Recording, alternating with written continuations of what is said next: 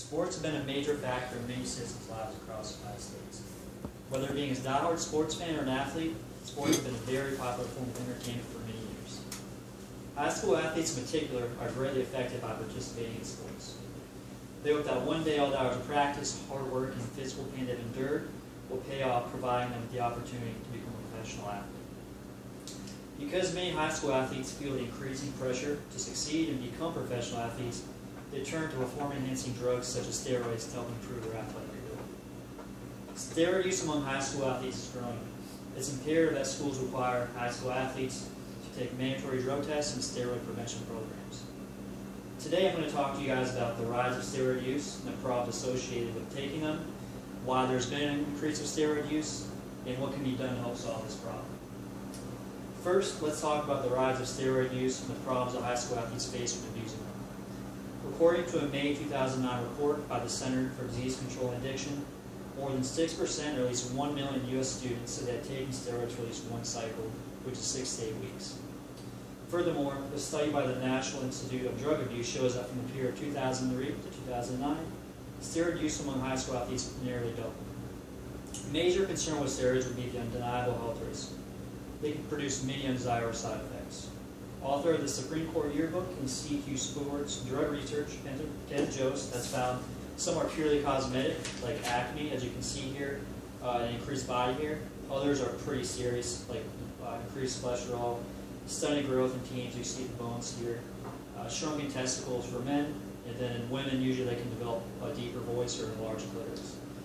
Cancer and tumors, as you can see as well, heart attacks, roid rage, and suicide as well.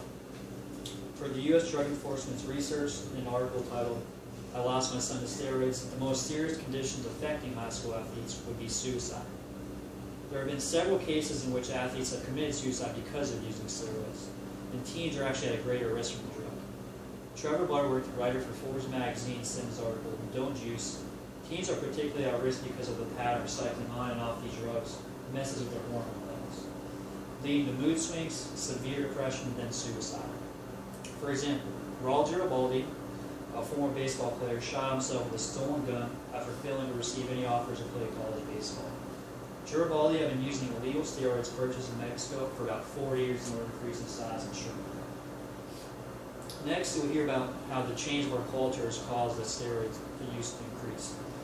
There have been several causes to this, but mainly it's because of the shift in high school sports and the culture. And according to Jane Weaver, a health editor at NBC News, in her article, "Steroid Addiction: A Risk for Young Athletes," rather than teach the importance of teamwork and dedication, high school sports communities now encourage athletes to excel at the highest possible level. Winning at all costs has become more important than character, integrity, and self-esteem. And taking steroids can push these athletes to the next level, making them a star of the team. Also, since pro athletes have reached the highest level, many students want to emulate their behavior. With the recent outbreak of steroid use across professional sports, especially baseball, many high school athletes may feel it's okay to take. Now, the last cause deals with the ability to obtain steroids. With today's day and age of technology, it's much easier. Wayne Coffey, writer for the New York Daily News, in his article titled "Steroids Still Their Age," has said that most kids actually get their steroids off the internet now. Joe, a student Wayne had interviewed, said this about getting steroids off the internet: "It was a friggin' piece of cake. I had it delivered to my parents' house. All I had to do was go on Google, and in nearly 2 minutes I found a place to go." Now, although steroid use among high school athletes has risen, there are solutions to help. The best thing that can be done now is implement mandatory drug testing policies. Greg Schwab, a medical professor, states in his article, "Performance-enhancing drugs is a problem among teens, that depending on the cycle of steroids taken, it will stay in your system for about a year." Now, with these facts, drug testing at least once per season would suffice. And if athletes are caught, they should be put in a rehab program. Steroid prevention programs should also be implemented to help deter their use. These programs will educate athletes about the negative side effects of steroid use, as well as the criminal repercussions for using them. Why could these prevention programs work? We live in a day and age of fear. With that being said, the National Institute of Drug Abuse stated in a study I previously mentioned that if these policies are implemented, use of steroids would decline due to the fear of getting caught and punished.